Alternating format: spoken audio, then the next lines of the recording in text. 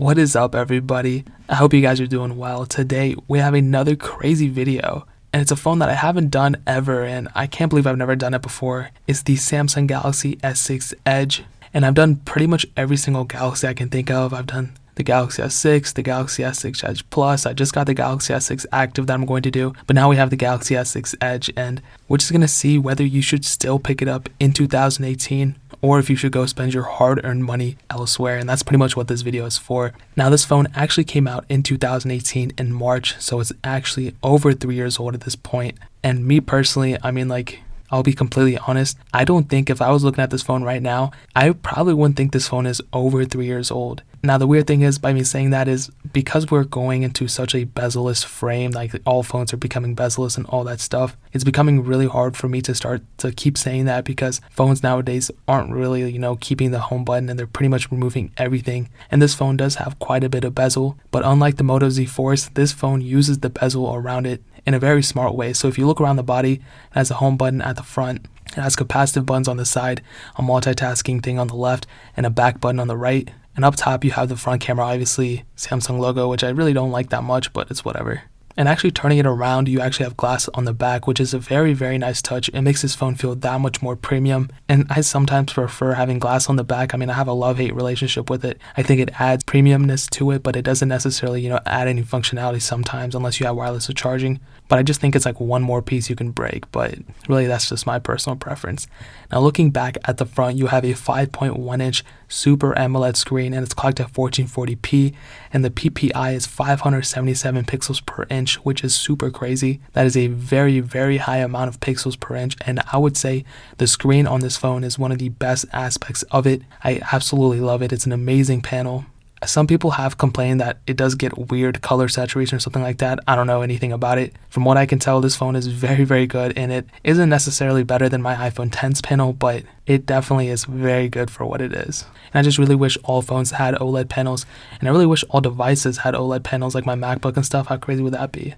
And that's one thing that I really love about this phone, is the screen. Now, this phone does have obviously a curved edged screen, and that's what they call it, the Edge S6 Edge, is because it has the edge on the sides. And I honestly, I like the way it looks, and I think when you're using the phone, it makes it, feel that much more premium too, because most phones aren't like that, and it definitely gives it like a uniqueness to it. But one thing that is always, kind of a problem with me when I use it is that I always seem to be tapping the sides. Like when I hold it, I always seem to be accidentally like touching the sides of the phone and like sporadically making the phone do things I don't want it to be doing with the edge panel. So that is kind of a problem, and honestly, like, it's probably just me being emotional and stuff, and because I have fat fingers, sometimes I do accidentally like end up touching stuff. But really, if you can get over that little small thing, it does add, a little bit of functionality. You can do the edge panels, and you can do like contacts and stuff. I just think it's a bunch of like unnecessary stuff. I don't think I'm ever going to use that, honestly, but it is kind of cool, and it just adds that much more functionality and just makes your phone look that much more unique, in my opinion. Now, turning this phone on, okay, this phone started off getting Android 5.0.2 Lollipop, and right now you can get up to Android Nougat on it. Now, I don't know if you saw that video I made a while ago about RIP, the Samsung Galaxy S6, but in that same time, the S6 Edge also stopped getting updates, and honestly, I have no idea why Samsung ended this life of this phone. They could have actually like supported it one more version and been that one phone manufacturer that supports their phones even longer than usual, but they didn't, and they could have really differentiated themselves from it. But this phone stopped getting Android 7.0, and honestly, Android 7.0 is not that bad, but you can definitely tell, it's not the greatest either, especially when you have phones like the Galaxy S8 and S9. The functionalities and features that are going to be added in the newer versions of Android are going to be completely crazy, just because those phones are completely crazy. And for this phone not to have it is a little sad. And because of that, I probably am going to tell that the Galaxy S7 is not going to get Android 9.0 either. But that's really one of the biggest problems with this phone, is just the updates, because this phone is already not getting any more updates, which really does suck. But as far as I know, there is a ROM community out there for it, so you can go and flash a custom ROM on it and everything.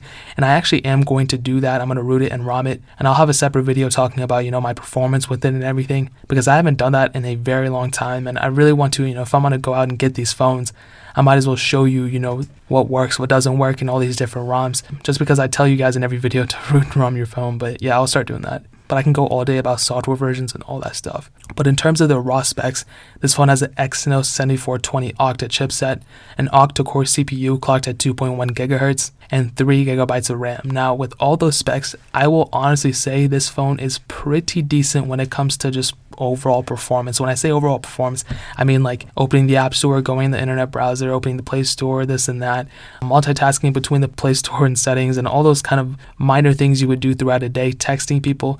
It'll be able to handle that. I don't think you're going to have too many problems. Overall gaming is pretty decent too. When I played Pew Pew, ran fine. Temple Run, Dead Trigger, all those types of games ran fine. When I did go to Dead Trigger though, I did, because the weird thing is Dead Trigger is kind of like a more, advanced game, and it does require a little bit more power to it, but it ran that perfectly fine too. But the weird thing is when I did go to Real Racing 3, and Real Racing 3 is one of those games that I assume are one of the bigger games. It's not the biggest, but it's one of the bigger games on the App Store, and it kind of ran that fine, but at the same time, it's choppy for sure. I could definitely play with it, and I'm not gonna have any problems playing the game and finishing it, but it is choppy, and you can easily tell that it's not 100% speed. I mean, it's probably, if it's like a 30 frames per second game or something like that, I don't know, it's probably going like 20 frames per second. Like, it's definitely not at 100%. It's like more like 75%. There's a lot of chopped frames. But with me saying that, it is playable.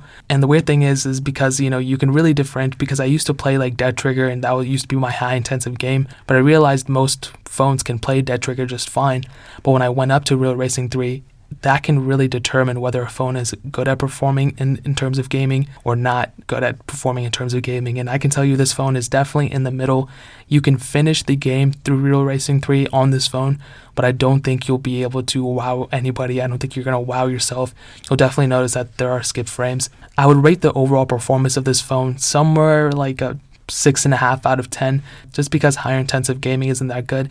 And another huge problem I have with the gaming aspect of it is that this phone does heat up like crazy, and I've had this problem with almost every single Galaxy phone. I think the Galaxy S5 was okay, but the Galaxy S6 heated up, the Edge Plus heated up, the S4 heated up, the S7 kind of heated up a little bit, and the list goes on. And I don't really know why that is. Maybe it's because of the glass back, I don't know. But this phone does heat up also, and it does kind of suck a little bit. When you have a case on it though, you might be able to notice that it's not heating up that much, but it is kind of an annoyance, I'll be honest. Now, the camera on this thing, I was actually surprised. So it has a 16 megapixel camera. It has optical image stabilization, autofocus, all that stuff.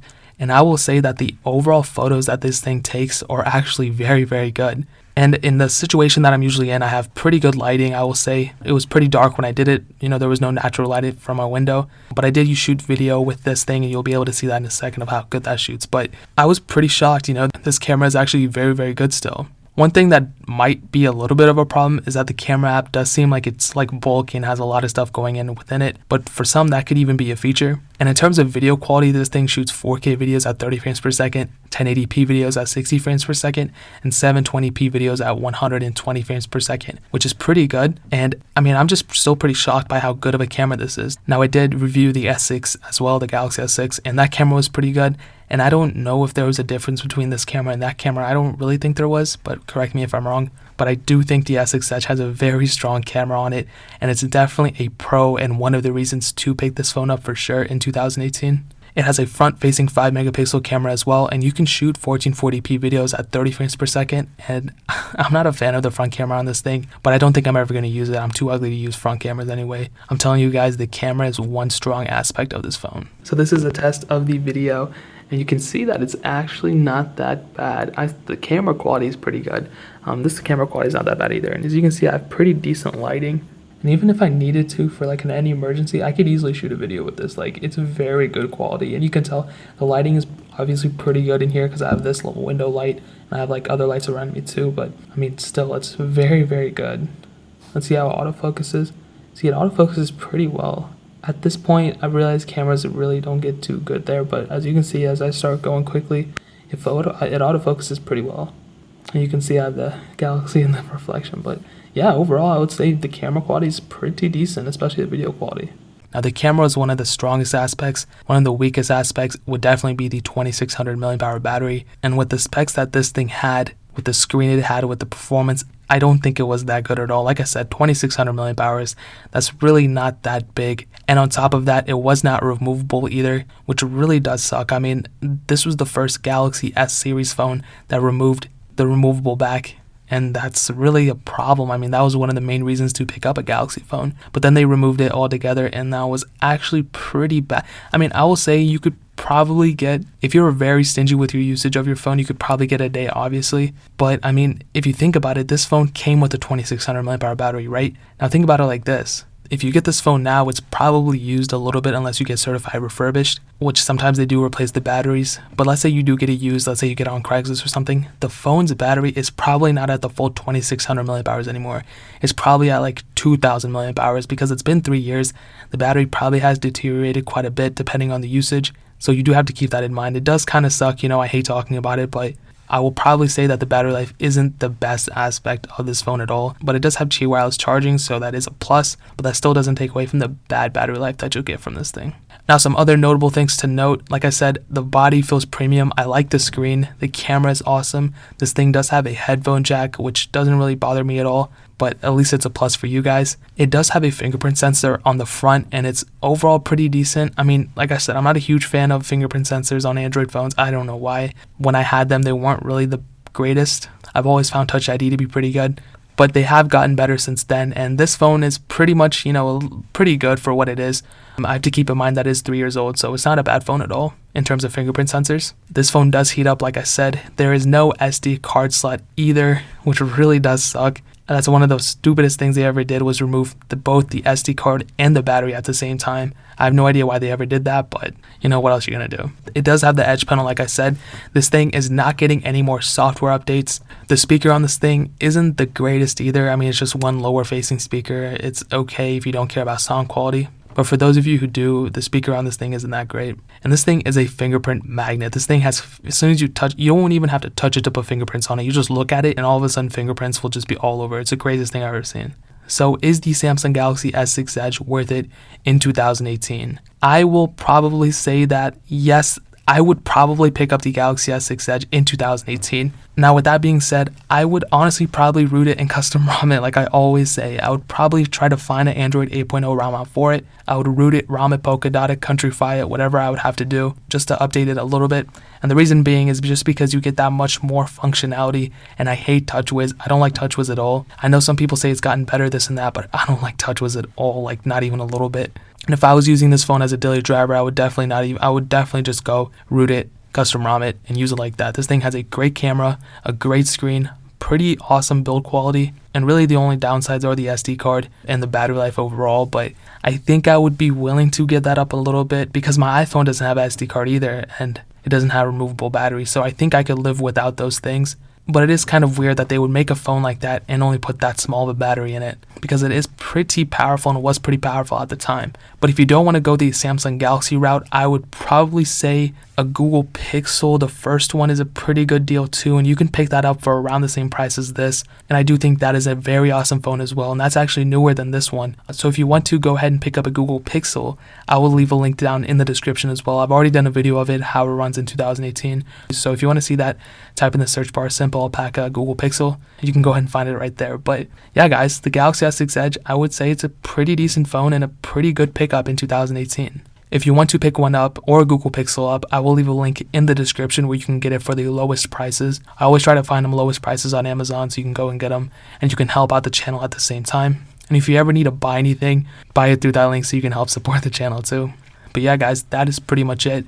If you have any questions or anything, leave it down in the comment section below. Hit that like button, but definitely hit that subscribe button. I'm picking the iPhone 6s and iPhone SE giveaway winners this Friday, so in like 3 days from this video. And if you're watching this video after that, you can always check if I have another giveaway going on. But in order to enter, all you have to do is subscribe to the channel and follow me on Twitter and Instagram. Both those links are down in the description, so make sure you guys enter that. But more importantly than everything else, I love every single one of you guys, and I'll catch you guys in the next video. Peace out till then.